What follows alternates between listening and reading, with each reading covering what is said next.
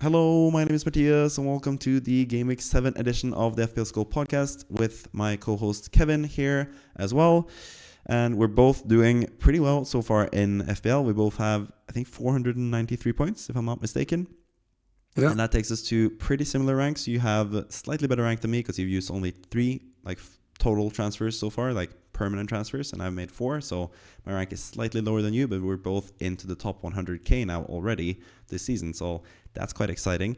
Also, I think it's quite exciting that the title picture is now more interesting in the Premier League as well, with Liverpool losing and both Arsenal and Man City winning. So I think we have three genuine title contenders, which is sort of what is the headline here. Anyways, what do you feel about this past weekend's result? How do you feel about the title picture currently as well, with Arsenal, Man City and Liverpool all in it? I assume you think so too. You had City to win before the start of the season. How do you feel about that now compared to the other two teams and how they've fared so far, really? Yeah, I mean, I think one of the biggest things that City have sort of going for them is the fact that, and I'll keep saying it until he's actually 100% fit, and that is, of course, Mr. Ballon d'Or himself, Rodri. I think the minute he is actually fit, City will start, you know, seeing out some of these matches where they're expected to win will be a win. A game where, they end up getting a draw is will be thanks to him and stuff like that. So I think him alone is going to help City sort of beat some of these sort of crappier results that they've had. But I also think Brian Sherkey, once he's fully fit as well, Mm-hmm. he's so good. Like people, I understand that people sort of clowned on him and you know I'll be completely honest. Did some really racist comparisons to making him, a kebab shop owner and stuff like that. Like Yeah. that's pretty bad to be honest. So all these sort of things, like they have extremely talented team. Obviously, I think Pep Guardiola is one of the greatest, if not the greatest manager of all time. Like I still have a lot of love and sort of praise for the City side, even though, yes, they are not in the place that they should be if they want to be champions, but I still think they have the squad to do it. I also think that Arsenal have shown that they have the squad to do it. And I think Liverpool have just been overcomplicating things. I think one of a tweet that I saw that had like 20K likes, and I was just like, I'm almost gonna like this, even though I hate Liverpool. It's like Soboslai is a center mid, Frimpong is a right back. Just switch those two. It's just like, yeah, well, yeah. I don't understand why Frimpong is being frozen out because he has shown extremely good and positive things whenever he's playing. And Soboslai is not a right back. I don't understand what Slot is doing. It's like the insistence of not playing with a CDM and not playing with a striker and all this crap that Guardiola's done in the past, which lost them the Champions League final back in the day. So Mm-hmm. I think that is something that also scares me about Liverpool is that they can very easily turn things on. But it is quite funny that Voltameda has scored more goals than Alexander Isak so far. But I also think Isak, once fit, and Yeah. I think people are taking the piss a little bit, will get things going. I also think that Wirtz is just a game away from, you know, really taking it by the reins. So I, I'm not going to count out Liverpool just because they've had two bad results in a row. I'm not going to count out Arsenal either, just because Gyökeres, when once he gets going, is going to be an extremely vital player for this Arsenal side. Yep. Needs to show a little bit more in these bigger games, but once he converts a chance or sort of shows some of the things that we know he can do against bottom feeder clubs and is the man of the man. And that's where Arsenal usually struggled in their title Yep. contending seasons. It wasn't the big teams they struggled against, it was against the smaller sides. Mm-hmm. So I think it's going to be a really fun three-way sort of title race, and I think all teams have really positive things about them, and also had sort of these equalizers in the sense of like City being without arguably their second best player, if not their best player. Mm. I mean, I think personally Holland is still their best player because he's in crazy good form Yeah, right he now. scores every game. Hold on. And I still think that Arsenal have more to give than what they've shown as well. And I Mm. also think that Liverpool have more. I mean, they've been pretty lucky with some of their Yeah. results, and it's about time that it bit them in the ass the way it did. But it's very exciting. I think all three have shown really fun stuff and are genuine title contenders in their own ways. Yeah, I think that's a fair assessment. It's going to be an exciting season. It's going to be an exciting FPL season as well, and it's off to a good start. So let's see how it has come off to a good start, and that is with your team, because your team did pretty well this week with 77 points. Mostly that is down to triple captaining Erling Haaland for the great score of 16 points from him, 48 points if you triple captained him. That is a great score for the second season in a row. You've hit on Haaland as the triple captain, and it has worked out. You had him against Ipswich in Game Week 2 last season. He scored a hat-trick that time around. Now he scored 2 goals and had 1 assist. And he was the main benefactor to your team this week to securing 77 points. You also had Semenyo and Senesi, who have been really good players, who you brought in on your wildcard in Game Week 4.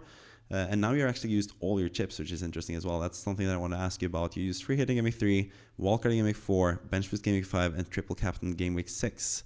And what do you sit like after doing all that? Do you have any regrets? Anything you're happy with? Like what has gone right? What has gone wrong in terms of your chip usage in the first half of the season? And also, like now that you used all the chips, how do you feel about the double chips? New addition to the game.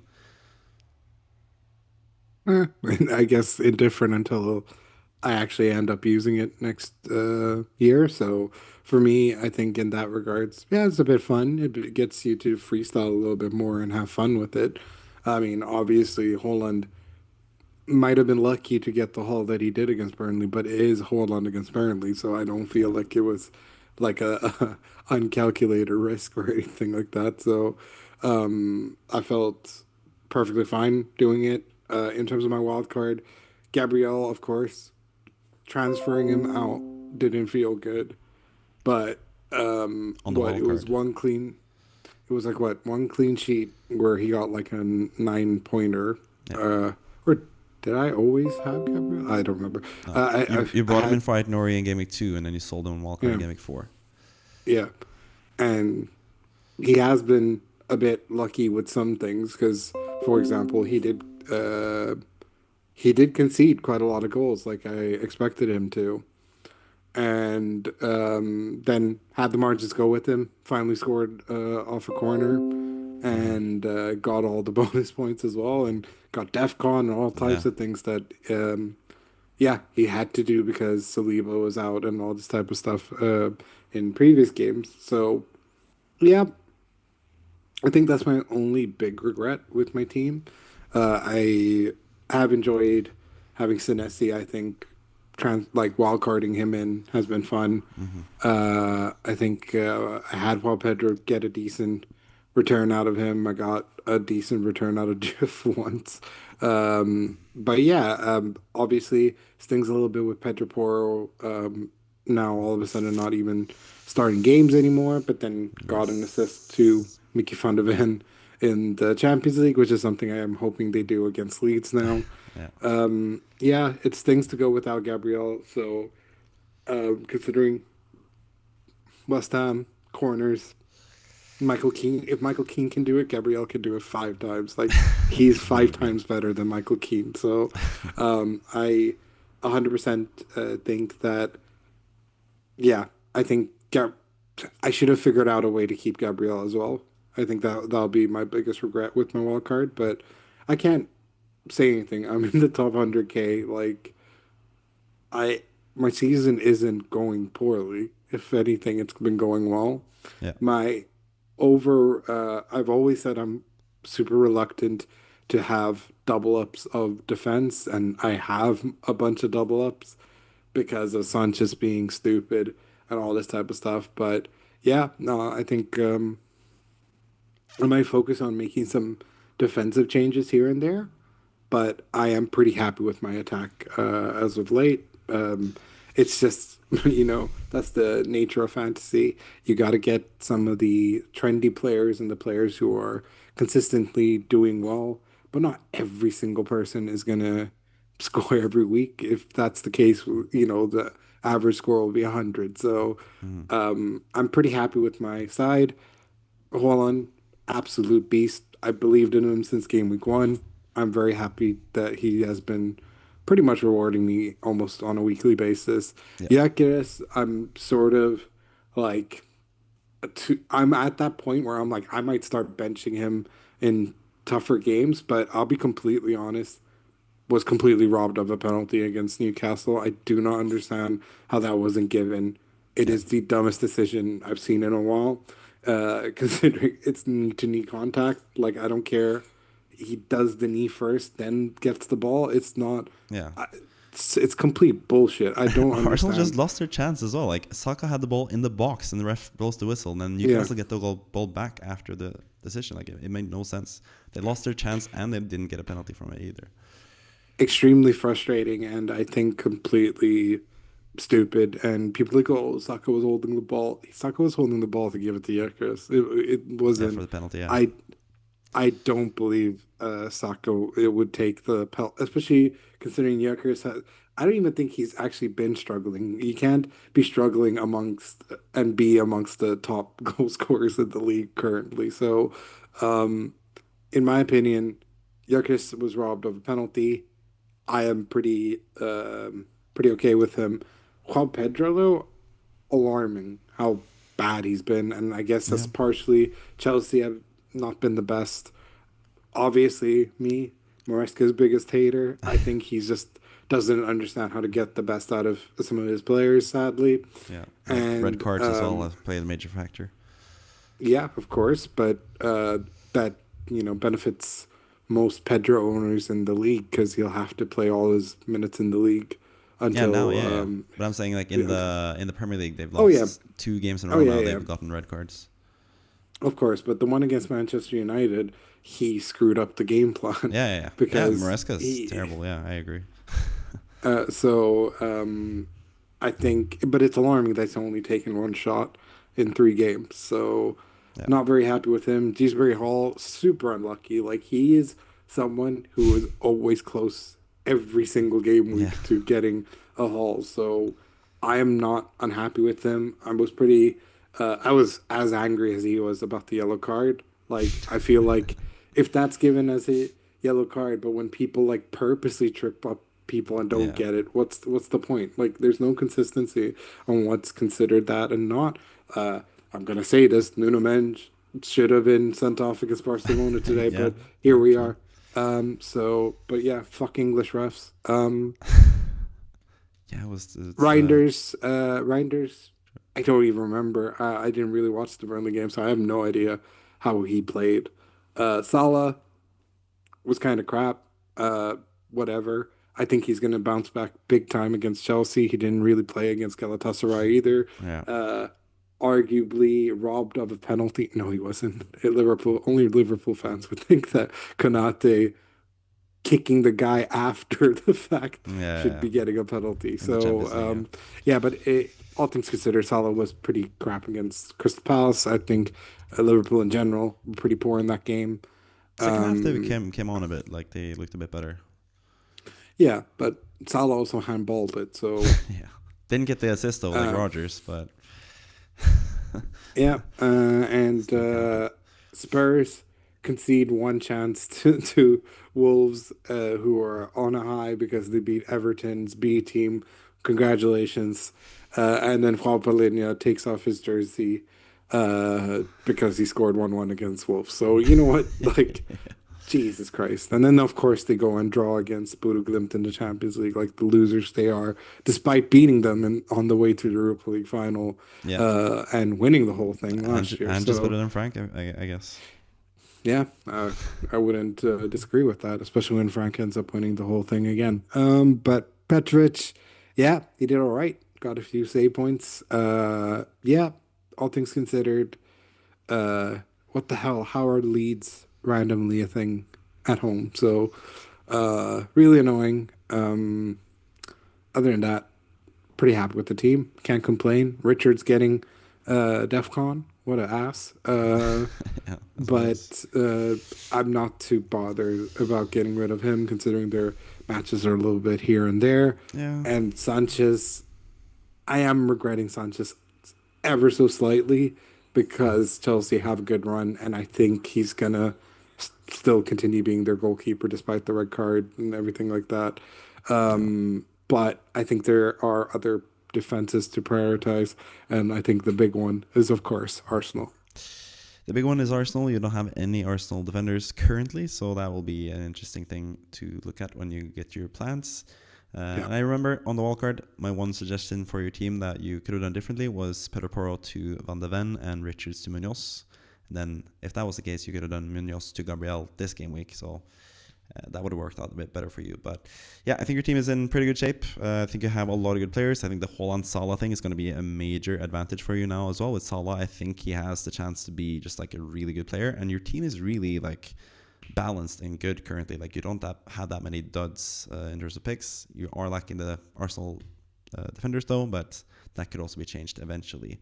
Let's go to someone else that has brought in an Arsenal defender, and that is Kimo, who had his best game week of the season so far. He did not follow our transfer plans entirely, but he did at least bring in Haaland with his transfers and triple captain Haaland, so he managed to get 79 points this game week. And basically all of the points came from the three new transfers. Gabriel in for Nico Williams, Semenyo in for Salah, and Haaland in for Watkins, which gained him points there as well. And then triple captaining Haaland for a massive score. I think he got, 68 points, I think. 13 from Gabriel, 7 from Semenyo. That's 20 plus 48 is 68 points from those three transfers. And then 11 points from the rest of the players in the squad, with -1 from Fernandes as one of the interesting ones there, with Esteve on the bench with -2 as well. So a couple minus points players there. But Kimo, great game week, great transfers finally. He didn't do the exact transfers, like I said, that we suggested to him, but it was like in the spirit of our transfers, I guess. But he did sell Salah, which could bite him in the ass eventually, and kept Fernandes, who got a -1. But anyways, what do you feel about Kimo's team now? It's getting closer and closer to your team as well. Like we can see now like a template forming, just about like players, like teams are getting a bit more similar as it stands right now. But what do you think about Kimo's future now? He has used only the triple captaincy chip so far. He still has wildcard left, still has free hit left, still has bench boost left. So he has some advantages, but he's also pretty far behind now in terms of behind us. I think he's like 70, 80 points behind us, just about. So yeah, what do you think for the outlook for Kimo's team going forward? It is kind of similar to you, but a bit different as well. Well, nice to see that he's joining the party and actually doing some clever things, including using his triple captaincy chip, getting in Haaland, getting rid of I mean Watkins, fair enough. Like he's been Scored. shit for the longest time. Salah, I get you have to get maybe get rid of him, but you're Egyptian. What are you doing at the end of the day? Yeah, with the transfer suggestion we had last week, he would have kept Salah. He would have sold Watkins and Wood and brought in Guiu and Haaland and then something else. I can't remember. He wouldn't have had Yeah. Gabriel though, so he wouldn't have had as many points. But long term, maybe it would have been better. I don't know. Yeah, I like the look of Gabriel, obviously. Yeah, I still first. works on the bench. Uh, uh, there are some glaring things that he can still fix, which is quite exciting, to be honest. So, all things considered, well done. I still think Kudus as a vice captain would have been hilarious if, for some reason, Juan didn't play. Triple vice Um, captain. yeah. But all things considered, you know, going against the grain a little bit by following some sort of semblance of the template, because he could brought in Holland, which most people did, either through minus means, wild card, whatever it may be. So yeah, kudos to you. I can't really hate you for what you've done in that regards. There are some glaring things that you need to fix, still, of course, and I think there are some easier choices for you to look into. I think like a Saka in could be fun.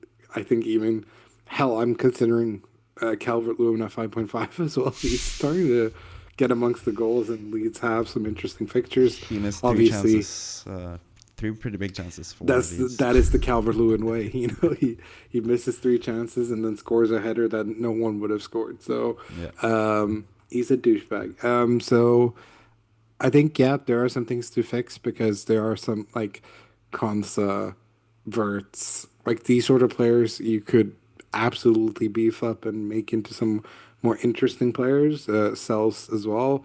Chris Wood.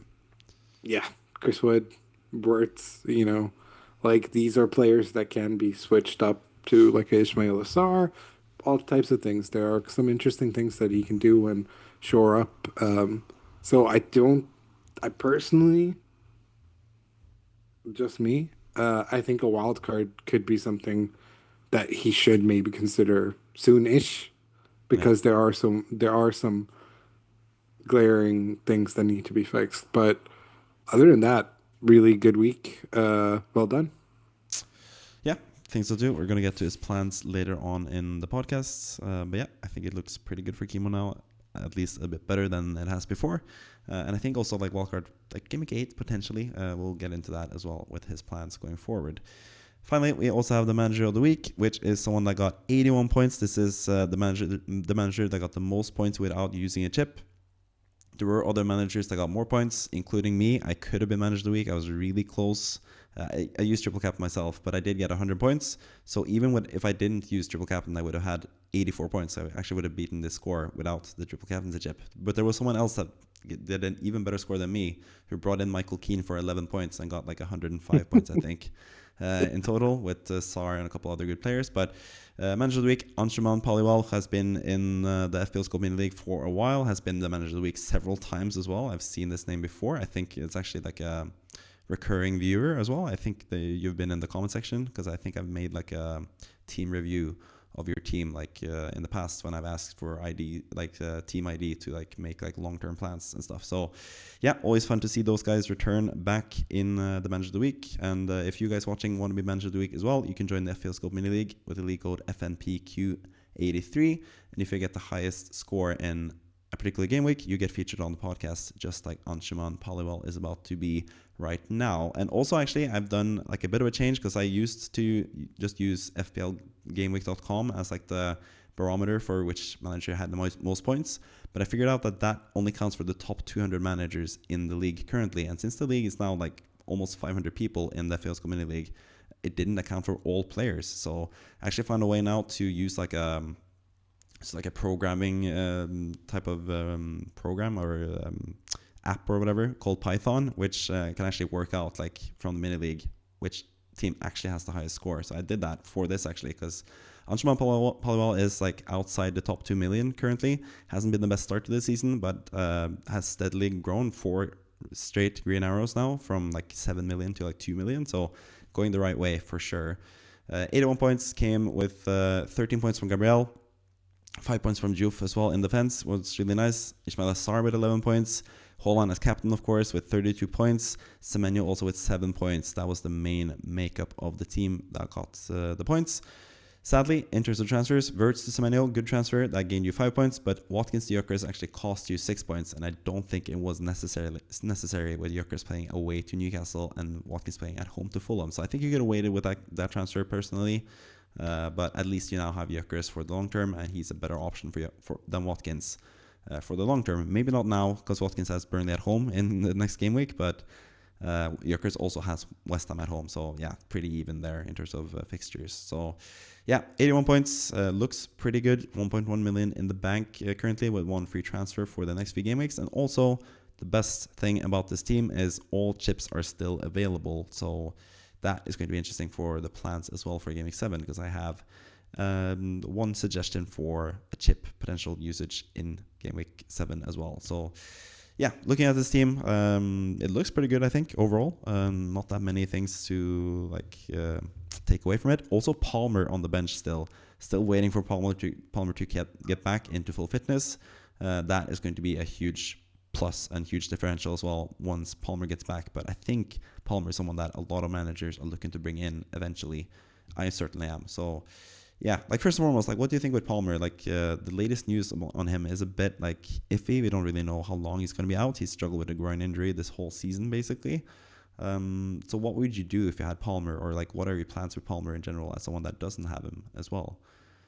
Yeah, as someone who will eventually get him back, it's super frustrating not to have a wild card. So a bit of a miss there. But of course, if Gyökeres doesn't sort of sort his life out, it won't be the most difficult to bring him in. And also, if Salah is showing anything, then I do have the funds to be able to get him in. But I am a bit pensive about him. I think it's pretty fair to assume that I think Chelsea sort of rushed him back a little bit previously, as seen with the whole Man United game. I also think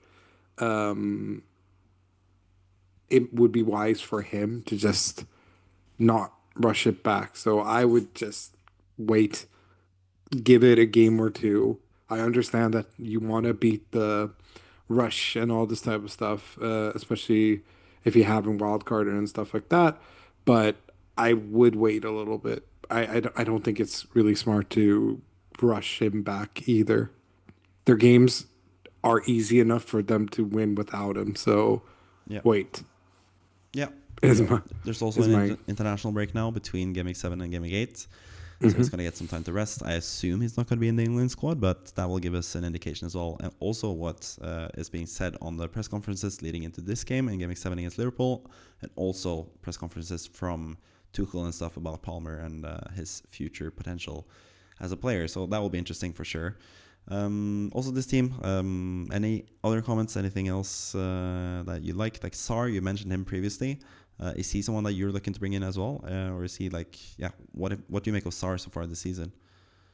Yeah, I mean, I think he's always a fun little FPL asset, but he is extremely frustrating because there are games where he should be getting results and he doesn't, and the games where he shouldn't be getting results he does. So take it with a pinch of salt. And also, Crystal Palace are a confusing bunch in that regard. So my advice would just be bring him in because he isn't expensive at all. He is easily someone that you can not bend over backwards for. Yeah, So I would recommend, yeah, bring him in. I think people will have a slot to be able to bring him in, and because he's so affordable, it's not difficult to finance a way to bring him in and stash him if you think that Crystal Palace aren't going to have a good game, because he is one of those sort of players. But I also think he's starting to show that he's fixture proof. He loves yeah. the big games. Hmm. He always gives 100%. He's just a bit unlucky with injuries.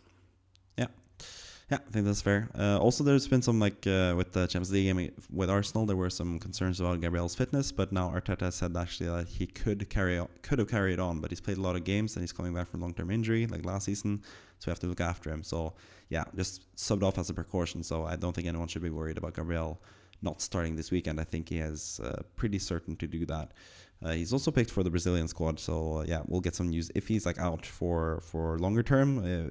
By any like if that happens for some reason, I think we'll get news that he's not going to be in the squad for Brazil either. But yeah, it seems like he's going to be fine. But yeah, that is the manager week. 81 points. We'll get back to your plans for the next game week as well. But now let's go into the future and look at the fixtures for Game Week 7. And I haven't really asked you yet about teams to talk about or matches to talk about. So my suggestion is just I'm going to go through the matches one by one and what we predicted. And then if you have a game that you want to talk about, you have three attempts basically of this. You raise your hand and then we'll talk about it as we go. Okay? That sound good? Okay. Okay, so Yeah, sure. Bournemouth against Fulham. I don't see any hand movements from you, but we both have it as a 3-1 win for Bournemouth. I think this seems like a pretty simple suggestion, really. Fulham is actually a bit of an interesting team because I'm like starting to think like, maybe we overrated Fulham a bit, like 'cause they haven't looked the best this season, and Bournemouth have looked pretty good. So 3-1 makes sense. Friday game, that's also just. Warning to all you guys watching, there is a Friday deadline. So Friday around 7 UK time, I guess. It's 7:30, 6:30. I don't know. just about. You have the deadline, so just make sure that you don't miss it, because that happens sometimes with Friday deadlines. Next game up is Leeds against Spurs. I have predicted 1-1 in this game between Leeds and Spurs, because Leeds have just been pretty good at Ellen Road so far, and Spurs haven't really convinced me that much, at least going forward. So yeah, but you've gone 2-1 with Spurs. I think that is also a fair assessment, but yeah, I think it's Ellen Road. I think Leeds will just manage to claw in a bit of a result there as well.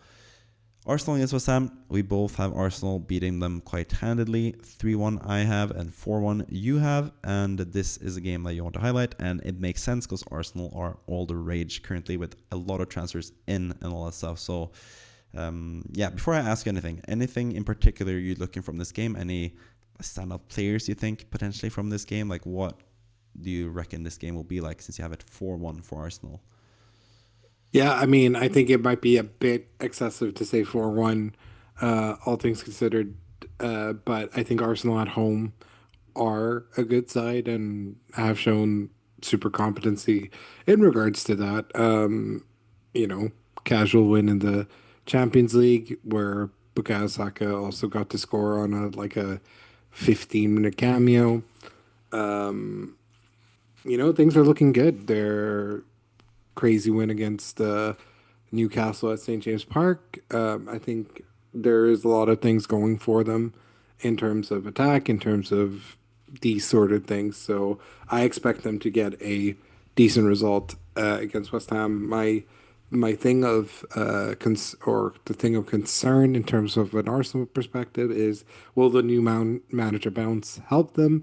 With West Ham's case of Jared Bowen still amongst the goals. They look a lot better. Paqueta is on all set pieces Yeah, because James Ward-Prowse has been banished to the shit. Shadowlands. Yeah, He did take him on loan, because people forget he did have him on loan at Forest. Nottingham Forest, and went like, fuck that. So, yeah, it's a bit of a strange situation.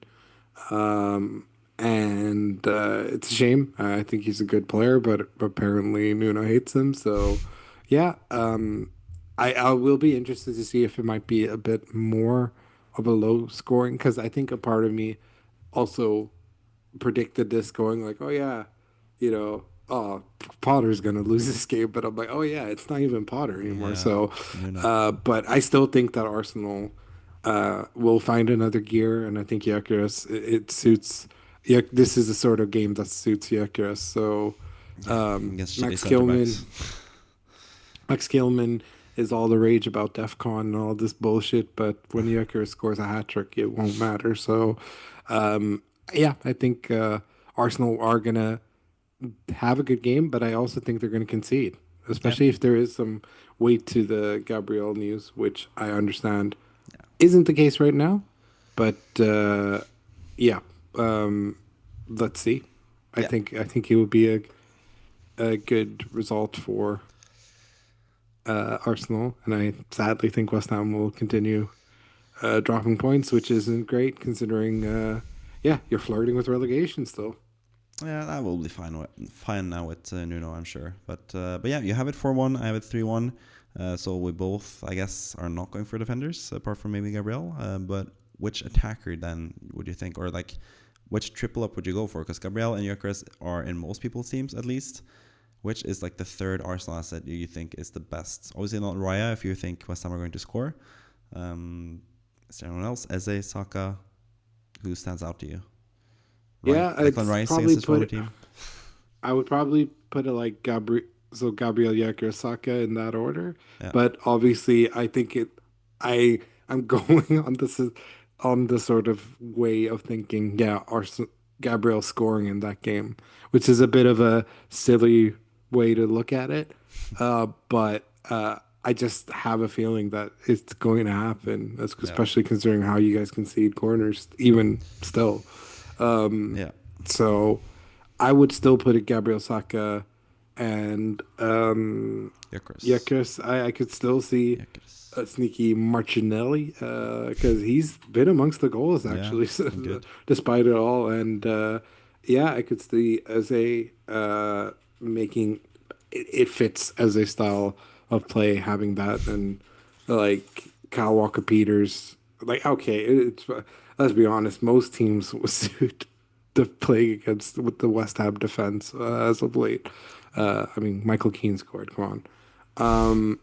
But that being said, if I were to rank, okay, are you saying without defenders to rank three players? Just like who sticks out to you, basically. Yeah, you can do that, I guess. Because if it is with defenders, it's Gabriel Saka, it's Gabriel Gyökeres Saka. Hmm. If it's without, it's Gyökeres Saka, and I'd probably say Isaiah. Yeah. Yeah, I think that makes sense. Eze also came on in the Champions League game, so that bodes well for his playing time, I think, in the Premier League. So, yeah, and you're also just like saying so many names there that I've seen score against West Ham. Even Eze like used to destroy West Ham at Palace. Saka has always been good against West Ham. Obviously, Gyökeres has never played against West Ham, but I can imagine him scoring as well. So, yeah, it's going to be a tough time for West Ham, I think, but they also have in the past surprised and beaten Arsenal. That's one of the teams, like you mentioned, Arsenal have struggled against smaller teams. You said West Ham are massive, so I don't think you meant West Ham, but like West Ham can actually get points at the Emirates. So that's happened before, but last season I think they got destroyed at Emirates, and then they beat Arsenal at London Stadium, or was it the opposite? I can't remember exactly, but one win and one loss against Arsenal last season.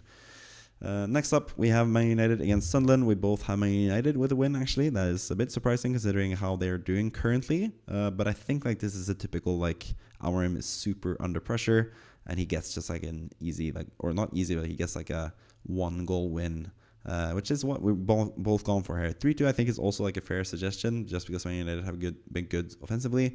Sunderland have been pretty good defensively though, so that's why I'm like a bit less certain that there's going to be goals in this game. But yeah, Chelsea against Liverpool, we both have 2-1 for Liverpool, and yeah, we're pretty much in agreement there. It's going to be an interesting game because Liverpool haven't really been in the best form. Chelsea have not been in the best form either, and they're also struggling in terms of players. Chelsea, like they have had a lot of injuries, especially defensively with the centre backs and stuff. Chalobah's out for this game, suspended. So that's going to be an interesting game as well, but we both have 2-1 Liverpool there. Aston Villa against Burnley, we both have Aston Villa winning. I have a narrow 2-1 win for Aston Villa, and you have a pretty clear 3-0 win for Aston Villa. So I guess you think they are cleared now. They are going to be fine after beating Fulham. We'll see about that. Everton against Crystal Palace, 1-0 for Crystal Palace is what I have. Palace continuing their undefeated streak, but taking away the undefeated streak that Everton have at home at Hill Dickinson. While you have Everton Palace 1-1 because you are an Everton fan, so that makes sense, I guess, as well. Newcastle against Nottingham Forest. We both have a pretty easy Newcastle win. 3-0 for Newcastle for me, 2-0 for Newcastle for you. Then we have Wolves against Brighton. I have 3-1 Brighton, and you have 2-1 Brighton. Wolves have just really struggled this season. Brighton are a decent team, not as good away from home as they are at home, so I think it could be potentially a Wolves win here. I probably should have gone closer to your suggestion of 2-1, but yeah, seems like a pretty decent chance for a win for Brighton there. And finally, we have Brentford against Manchester City, where we both gone with Man City winning by quite a distance. I have 3-0, you have 3-1. You expect them to concede, which they usually do, especially now without Rodri, who's still going to be out for this game, I think. So that makes sense as well. So you didn't raise your hand at any of the games right there, Kevin. So I assume you're done with the fixture predictions, or is there anything else you want to comment on before we move on to the next thing? I think in terms of the games, there aren't that many that will deter people from captaining in that regards. Like Holland against Brentford, I guess would be the interesting one to talk about because I'm surprised he didn't go with a Brentford goal at least because you're so anti-City defense and considering the fact that they just drew 2-2 to Monaco as well in Yeah. the end. I think Igor Thiago's just Brazilian in form, right? So I think he could easily score a goal against I agree. City. They typically score like a But crazy goal. Like I remember Ivan Toney back in the day used to score goals to delete the clean sheet for Man City. I've seen that happen quite a all the lot. time, Yeah. all the time. But in terms of the other games and like interest point to the point of talking about them, of course, Chelsea Liverpool is the one that I would probably have some discussions around because I think for many reasons, more than one, it's a must game for Liverpool if they want to win this title. And I think for Chelsea fans as well, this is like a must sort of to get a result Yeah, because Chelsea have been not getting the results with them. Losing to Brighton at home is pretty embarrassing, all things considered. So yeah, I think they need to show more, especially in these big matches. I mean, you wouldn't even call Man United a big match, and they still ended up losing it. So, yeah, if you have top four title contenders sort of aspirations, which they shouldn't have with the Maresca on the helm, you know, they have to do much better than what they currently done. And sadly, without Palmer, they yeah. are It's gonna be a struggle. it's going to be a huge struggle. And as I jokingly said to Tim, my brother, who's a Chelsea fan, and he laughed his ass off when he heard this because he actually never had anything against them. Imagine if they had a Frenchman who could play the same position, if not just as good. So, And fuck Kunku. Maresca, stupid idiot. And, I'm so grateful for Chelsea's downfall because I Tim knows I'm very sympathetic towards them because it's Tim. Tim is very sympathetic towards Barcelona because it's me. But I am very much enjoying the fact that they're struggling without the main man, Christopher and Kunku, Yep. Sui. So I think, and also think here's a big thing for me. Of course, Gary Lineker famously said to Neymar, "There's only one direction after leaving Barcelona, and that's down." And what's the point of having Mark Yu in the team if he's not even getting to play striker? Why take him back from the Sunderland loan? I don't Yeah. get it. He should be getting minutes, especially considering Liam Delap is out. As long as he is, like, there are so many pragmatic ways to solve some of their issues because Mark Hughes is no slouch. Like he is a decent striker Yeah. and can absolutely turn into a massive, and he is a massive talent. So Yeah. yeah, it's interesting to see how Chelsea end up going with this. They'll probably play Badia Shield and who and Raheem Sterling still making 350K per week. So good riddance to them. Banter Hope they club. lose, but I want them to win because I hate Liverpool. So I'm being a Joe real Pedro dilemma. But masterclass for your team. yeah, I would love that more than anything. If I also somehow bring back Robert Sanchez and he gets an assist, that'd be great. But no, all things considered, I need Chelsea to win. But sadly, I think this is Isak has always shown a little bit of good form against Chelsea. I think it's going to be a huge game for him. Yeah. I think Salah needs to show more and tends to show up against Chelsea these days. Yeah. Not so often at the bridge, but I think this has to be a bounce back game for Liverpool as well. So if you still have Salah, don't fret. I'd say keep him. And yeah, of course, if you have Isak, start him because he's gonna have to start playing now. And there's talks about trying to do this diamond formation where they play Verts, Ekitike, Isak, and Salah all at once. And if Hmm. they do that, holy shit, the league should be pretty scared. Yeah. If they can play together, though, who knows? They will. I think they will PSG be able had to. Neymar, Mbappe, Messi, and they're better now with Dembele and Due and like. So it isn't always like big names is big time like Yeah, points and trophies. but So also you can have Emerson and BBC, and it can lead to yeah, multiple of course, titles. of So, course. I don't think it comes down to the players. I think it comes down to the managers and how they deal with having all Yeah, those players in the squad. it's gonna be So, a big test for do I think? Slot this season. Yeah, he he was someone that I wrote in my manager review because I ended up writing about him, and I said that he could easily end up winning the league. Uh, but I feel like he might have used up all of his luck winning the league last year because They've it's been pretty not lucky when this they season. because when Liverpool have looked bad, that's the most important thing.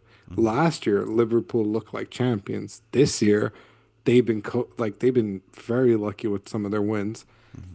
to the point where even the fans are like, it will all come tumbling down if we don't sort this out. And that's where it comes down to the manager to be able to sort it out. And it's not like they didn't spend. They spent like Mm-hmm. crazy this summer. There is no excuse for them to not gel. There's no excuse for them full stop because they're not marred with injuries so like some of these other clubs are. So God forbid if anything happens to these players, but they need to be able to sort out their sort of woes as of late. Yeah. And I think this is sadly a game where they get to do it. Yeah, they have been getting some injuries though. They have Leone, who's gotten the ACL. He's going to be out for a while. He wasn't really a first team player anyway, or like a starting 11 type of player anyway. But Konate has been pretty terrible, so maybe he could have been. Allison is now also out. That also opens up the potential to get Mamardashvili, who's a fantastic goalkeeper in his own right, for 4.3 in Fantasy Premier League. Kind of crazy price for him. So you can get actually at cut price Liverpool goalkeeper. It just depends how long Allison is out for. And also Ekitike, I think, also had like a bit of an issue in the Galatasaray game, so he might also be out, which will bode well for Isak's chances up front. And yeah, I think Isak's just going to start any game either way, but yeah, especially with Ekitike out, he's going to play most of the games, most of the minutes as well. But yeah, that is it for the fixture predictions. Let's go to the fixture ticker as well and see like a longer term perspective from game week 7 through game week 12, which is especially what I should be looking for because I'm looking to wildcard in game week 13. I still have my wildcard in hand. So these are like the main fixtures that I have to worry about before I just like wildcard in whoever I want in game week 13 basically. And we have some interesting teams that I want to discuss with you that we haven't really talked about that much so far this season because they've had pretty tough matches, but now they're getting easier matches. First and foremost, well, we could talk about Leeds as well, I guess, but I think for them, it's just like 4.0 defenders, Rodon and Goodmanson. Is there any, like you did mention Calvert-Lewin as someone you could potentially get in for 5.5 in attack. Is that like the only attacker you're looking for at Leeds, or is there anyone else from Leeds that you want to talk about real quick? No, like I think it's like Calvert-Lewin. Obviously, everyone bought into Anton Stock, and I think fair enough. I mean, he seems like a baller on his day. Yeah.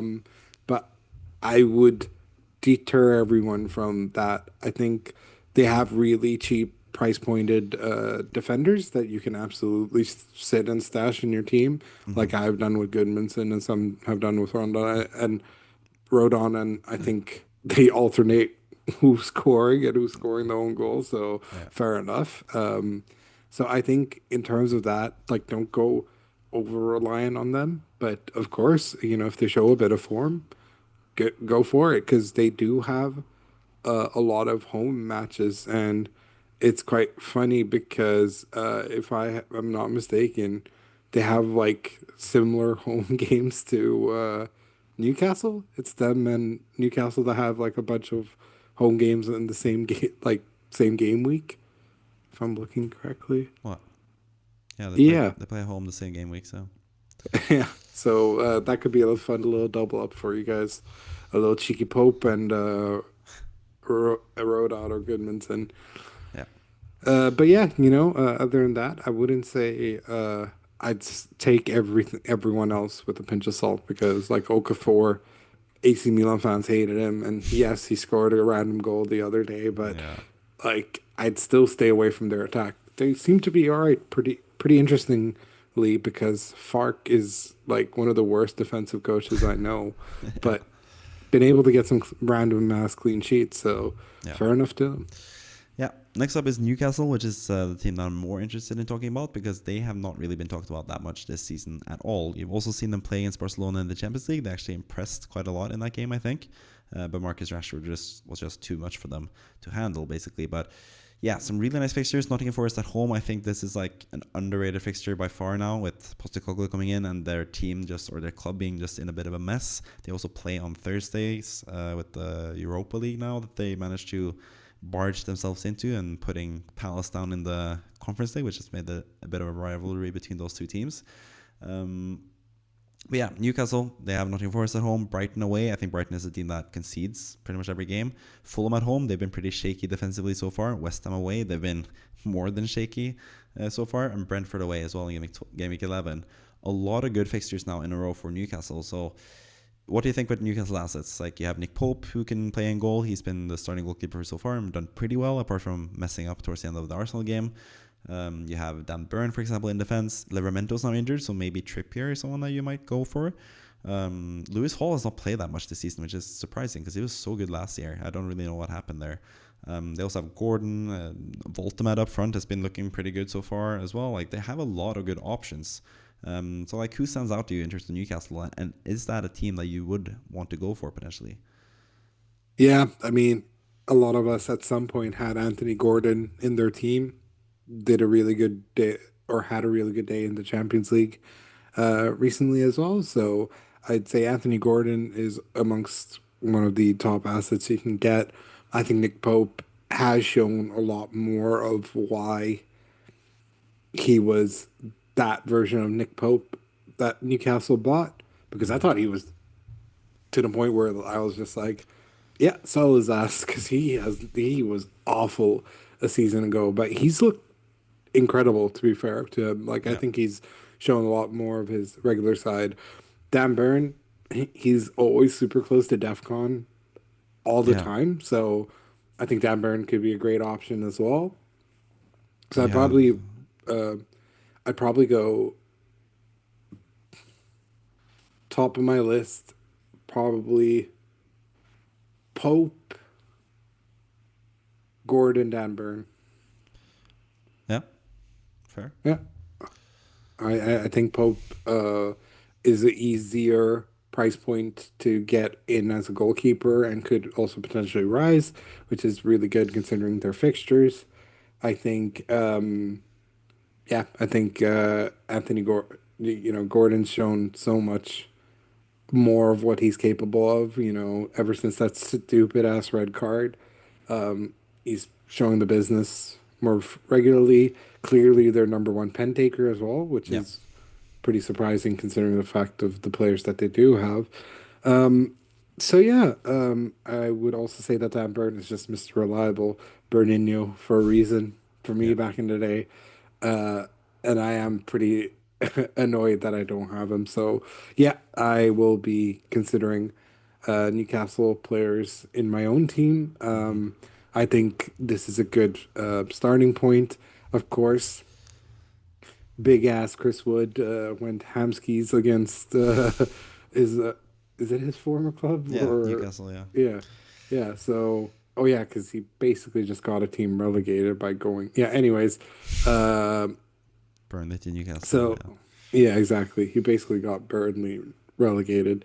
So yeah, of course, I think those are the three. I think they've had some of their clean sheets have been lucky, and I don't understand. Like, love and hate Eddie Howe at the same time. Like, why is he benching Alonga and Barnes all the Yeah. fucking time? I Play don't so get defensively. it. I don't get it at all. They should be playing every week, and so should Baltimore.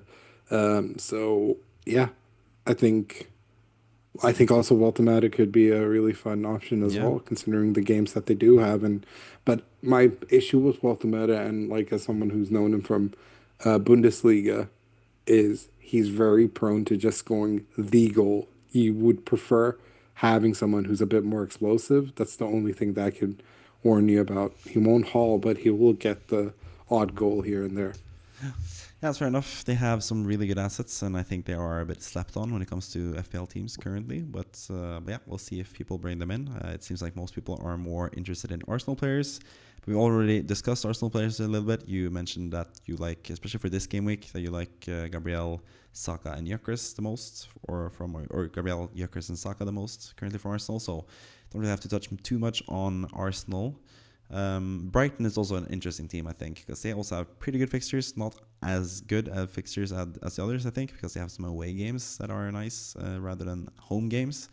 But Brighton, anything from Brighton that intrigues you? Because they have a bit of an interesting squad, like a lot of similarly good players. So yeah, any standouts for you at Brighton? Is that a team you could potentially go for players from, or are you just avoiding them in general? I think sadly the thing about Brighton is you never know which version of Brighton you're getting. Yeah, Like the Kuiper would have been such a obvious pick, and then they suck so hard defensively. yeah, Like Verbruggen has, I think, 10 points for the season, I'm pretty sure Pickford got more than that in that one game against Against Brighton. Brighton, yeah. So, so like what I mean is that defensively they're so shaky that I would not consider a single player of theirs. Okay. Minte, I think, is Hmm. one of those where I'm like, yeah, he looks like he's finally getting back amongst the goals and getting the odd assists and stuff like that. So I think he's someone. It's really fun to see Ayari, Yeah. Swedish. You know, he's getting more consistent play. He's scoring, the odd goal here and there. I think it was only the one goal against Spurs. But yeah, to be fair, I did have Mr. Wi-Fi Georgina router from the start, and I think he's still an interesting asset. But the issue with them is they rotate like crazy. It's hard to know Yeah. who is exactly nailed. Because even what was it with Welbeck? He scored twice in 23 minutes, right? Yeah. It was something stupid like that because I don't remember him starting the game against No. Chelsea and then he randomly scored twice. So, and it's just that no one's really starting every single game, Yeah. and the only person that does is probably Matoma. And at 6.4 or for his price, you have other options and cheaper options who roughly do the same output. So that's why I haven't really been considering Brighton myself. Yeah.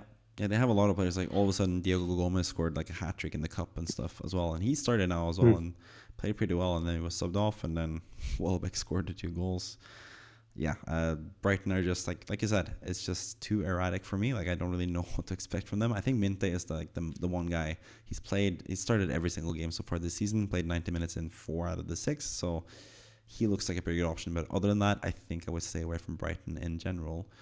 Other than that, I don't think there's too much to talk about. Chelsea and Liverpool will be the main teams to talk about in next weekend's or next week's FPL Scope podcast because they have each other, of course, this game week 7, which could be like technically could be an easy game for either one of them because they're both like struggling a bit. So all of a sudden, Chelsea at home at Stamford Bridge against Liverpool, they could turn up. Liverpool could all of a sudden beat Chelsea 4-0 as well, with everything clicking. Like I wouldn't be too surprised to see that either. So yeah, we'll definitely talk about those two teams next game week for sure. For Game Week 8. The one thing that I also want to talk about a little bit is Manchester City because they're quite far down in this table. They still have pretty decent matches for the next few game weeks. Brentford away now, especially, is a really nice game week in general, which we'll get into more with the plans for the teams pretty soon. Everton at home is like pretty tough to gauge, like how good of a fixture that is currently. Especially also with Brantwaite still being in the balance after an international break. Maybe he's back. I think if he's back, it's going to be a bit tougher for Man City to beat them because he is so much better than Michael Keane, as you know way too well. And then Aston Villa away in Game Week 9. Who knows how good Aston Villa will be at that point. Bournemouth at home, Liverpool at home, Newcastle away. These are some tough matches after a while. So obviously Holland is in like the form of his life, and he's been in the form of his life so many times. It feels like he's just like, form is like what's the saying? Form is temporary, class is permanent. He's just class always, and he's in his best class ever. So yeah, apart from Holland, do you think like there are long-term city assets that you like? Reinders is someone that we both have in our teams, but now Marmoush and Cherki are coming back as well, and that's going to make it a bit tougher for him to be in those positions to score. What do you think about city assets going forward? Holland obviously is template. Do you think it should be for like Game Week 10 onwards, for example? Should he still be template? They get easier fixtures from Game Week 13. That's when everyone wants City assets. But yeah, what do you think of City in general as a team? They're obviously starting to look a lot better on the pitch. But like the likes of Foden, Doku, Reinders, Guardiol, Aitnouri, Donnarumma in goal, like they have so many potential options. Are there any one of those that stand out to you, or are you a bit scared off by the fixtures? Or is it just like City are fixture proof, you don't really care? I mean, there's a reason why even after a wild card, I still have the same assets that I started with. The only thing that I didn't have was Ait Nouri because he was injured. Yeah. So for me, I still believe in City. I still believe in Holland. I don't think like Liverpool have had easier matches and Salah hasn't performed. Holland's had difficult matches, and I'll be honest, he shouldn't have blanked against Spurs. Marmoush sold his fucking assist Yeah. so hard. So for me, I am 100% sticking with Holland. The only one who might have been like, oh, like if Reinders had been 6.5, that's when I would have had a difficult conversation. But he was 5.5 when I had him. He's still rising because people are like, oh yeah, shit, he actually does show up here and there.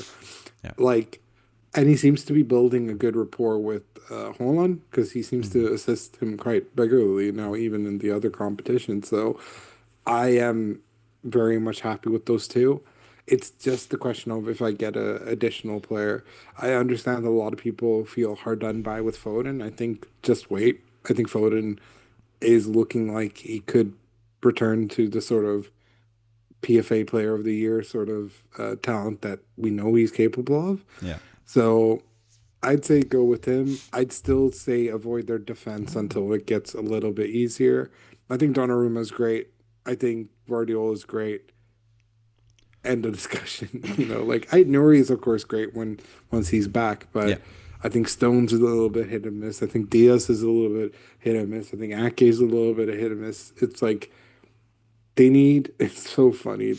Despite spending so much money on their defense, they still need like I don't know. Maybe Ruben Diaz could finally get back into the form that he's capable of doing. But I think currently you can go 2 out of 3 City players or City assets, and if it's just Reinders and Holland, you'll be fine. Yeah.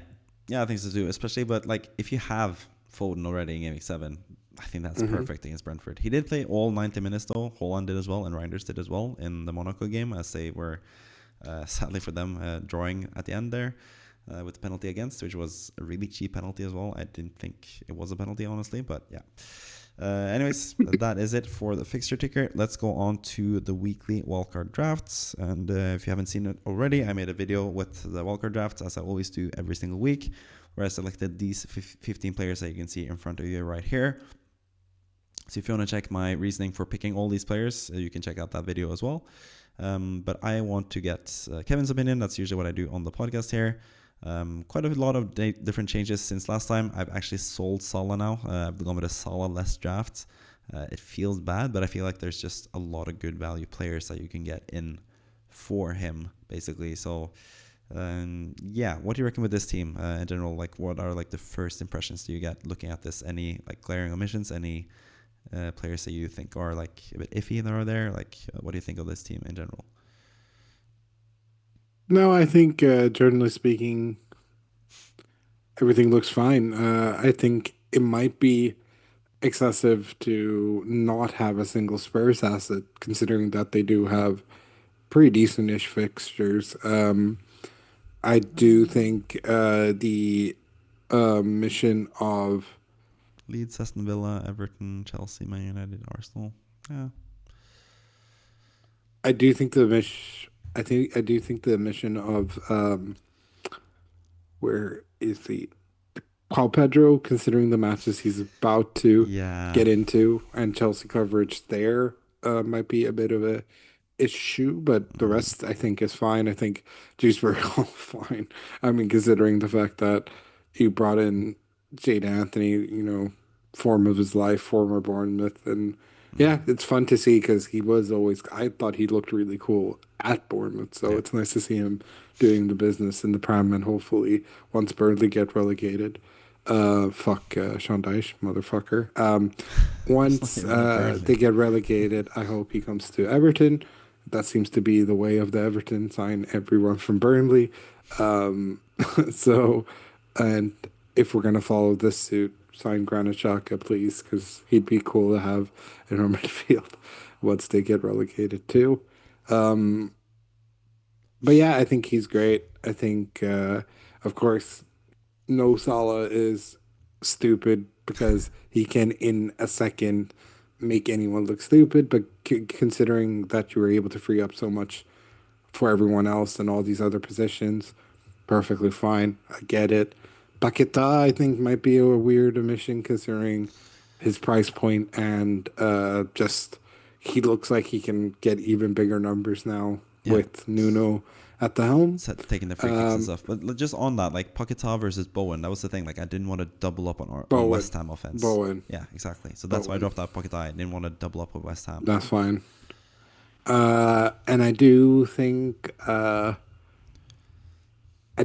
yeah, you could have a Newcastle defender in the team, but other than that, yeah, I do agree. Looks good. Yeah, might be overkill with the double up of Arsenal, considering I feel like we're about to hit Arteta rotation season with like Lewis Melly and all this type of stuff and etc. But other than that, Timber got rested in the Champions League, so I think he's fine. did he Yeah, Ben come White on? started. He came on and played like the last 25 minutes, I Wicked think. fine.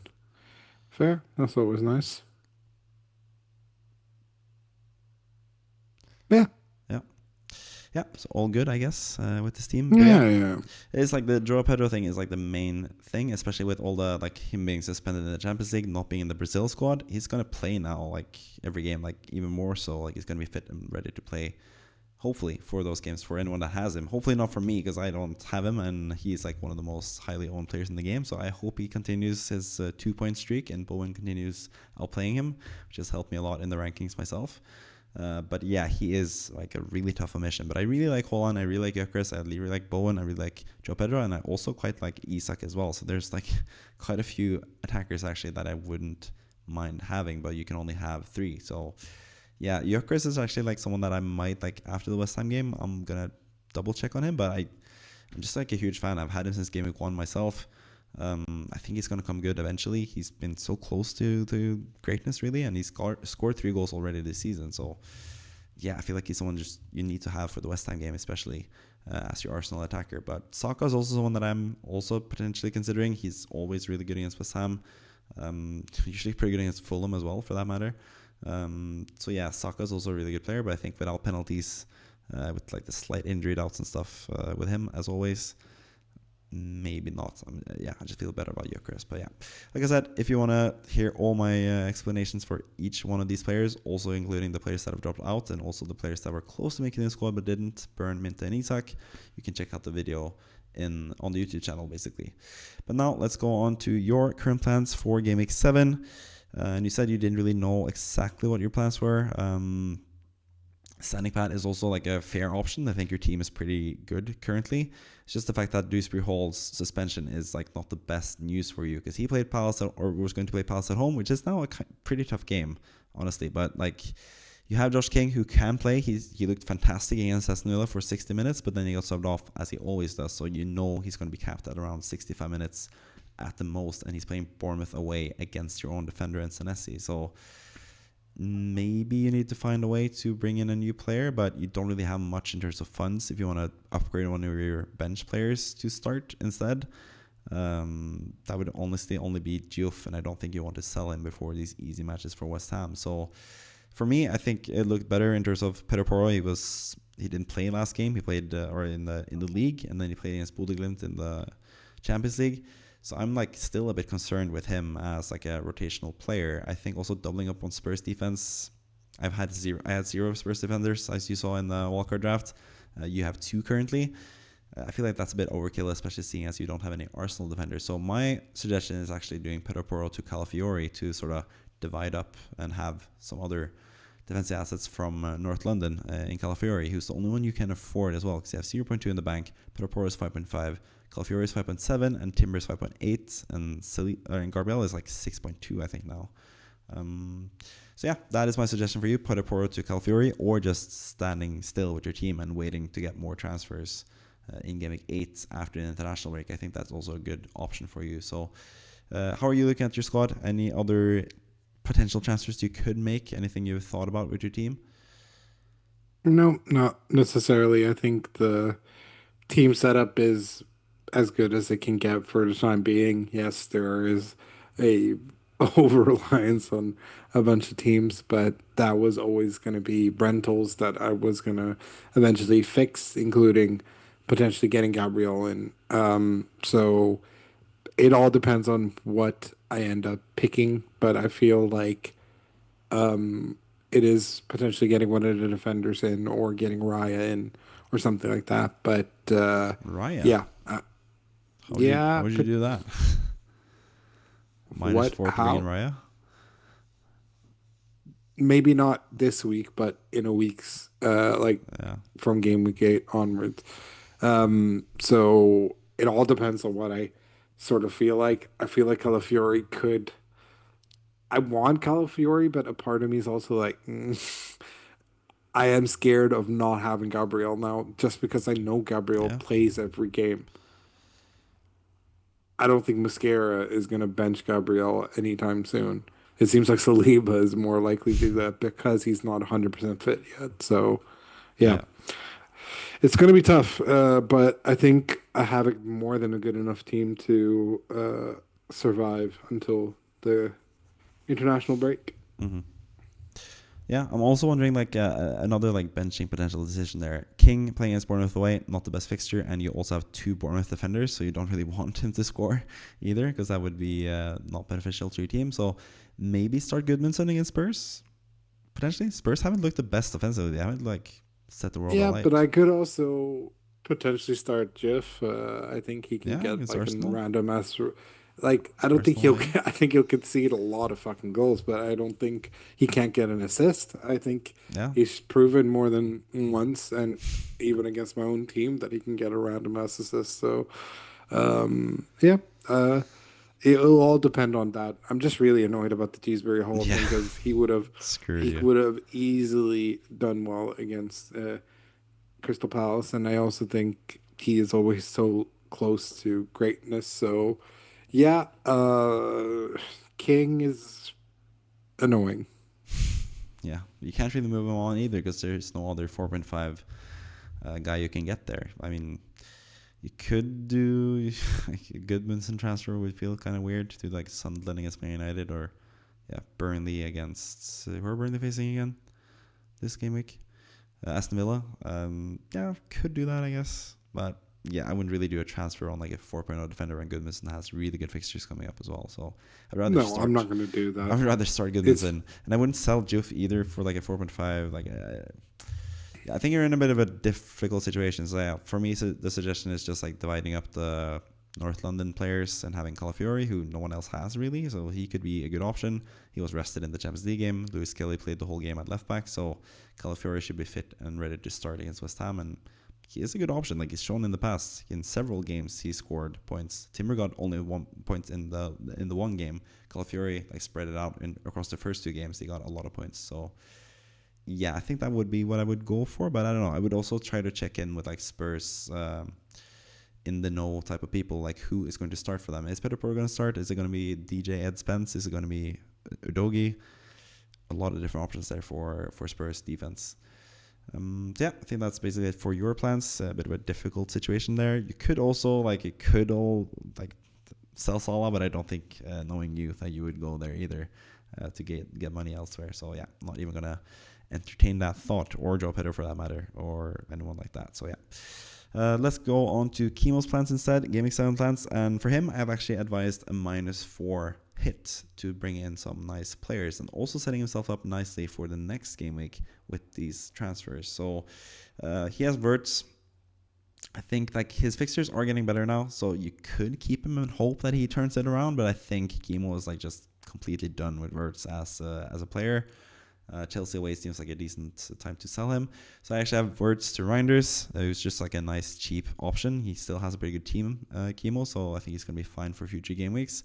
And with that money, he can do Wood to Gyökeres and still have money in the bank for next week to do Fernandes to Palmer when Palmer's back, potentially for game week 8, when Fernandes has City and or has Liverpool, and Palmer has Nottingham Forest. So I think like that's a pretty good plan for him. He gets Gyökeres in this game week against West Ham at home, gets Wood out before Newcastle away. He could score there again. Maybe you should keep Wood just because of the storyline game, I guess. But it feels like someone that is a bit of a dud. I think that both Verts and Wood are dead wood. So yeah, you can get rid of those guys. So those are my transfer plans for Kimo currently as it stands. He also has Esteve who he can start rather than Wood potentially if he wants to. So he has some other options. I actually started Dubravka, so I feel like the double up with Estevan Dubravka is probably a bit much against Aston Villa. But yeah, we'll see. So looking at Kimo's team, like what do you think for this game? Like I think the team is like in general looking pretty decent. He has Holland, he has Fernandes against Sunderland at home, Semenyo, Kudus and Porro have pretty good fixtures. He has Gabriel, he has Konsa against Burnley. I feel like it is like a decent team, all things considered. But yeah, what do you think about his future plans, Kimo? Yeah, I think the two suggested are probably the best that he can do and hope for at current state, and I think it would fix some clear issues that exist in the team and also future proof it. So that would be my suggestion. Just do it. I Yeah, understand it's a -4, but considering how much you gained in your transfers last week, you can take the hit. Because I think, all things considered, Reinders is really good. yeah, Gyökeres is just a game away from exploding again and could easily be against West Ham. Should have gone a could goal be. against Newcastle.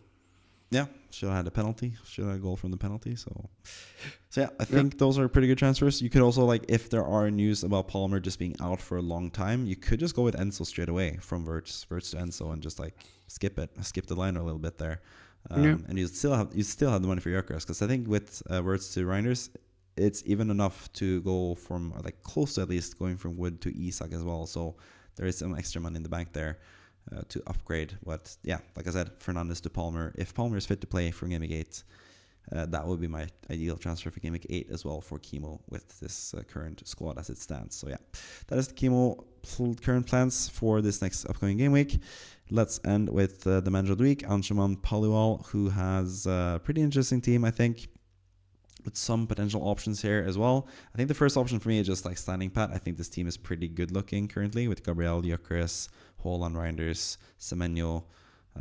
Double Palace against Everton. Who knows how that will go? Interesting.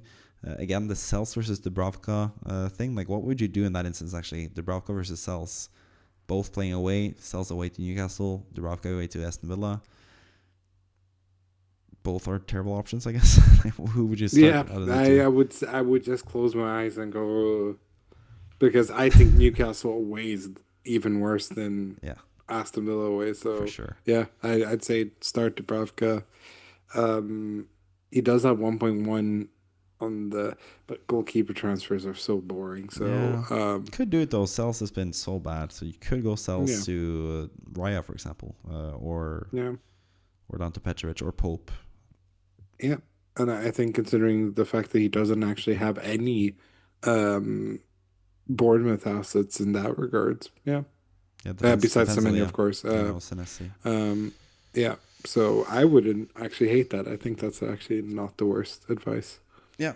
Could also do Agbadu to Senesi, like I did last game week, because Agbadu didn't start that game. He came on at the half, though, and did a really good job to help them shore up their defense against Spurs in the second half. Even though they did concede in the end, but they at least like made it tougher for them, because Kudus had a really good first half and was terrible in the second half. So Hmm. yeah, could do that. The other transfers that I have, Anderson, who I think is like a decent asset, but Nottingham Forest assets in general are just not that good. Bad fixtures, bad form, everything. Minte coming in, I think that would make sense. The ideal transfer would be Anderson to Gordon, but there's not enough money in the bank, sadly, for that transfer.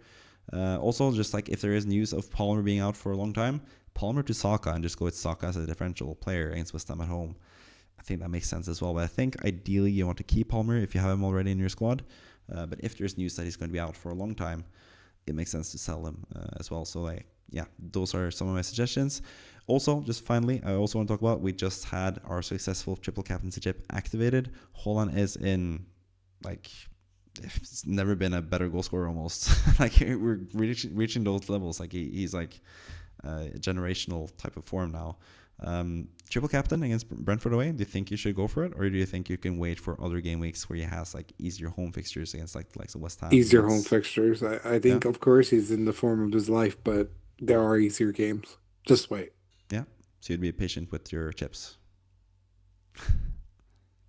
No, I mean, I'm saying, But now, currently, yeah, I just think that, sadly, I think you missed the boat.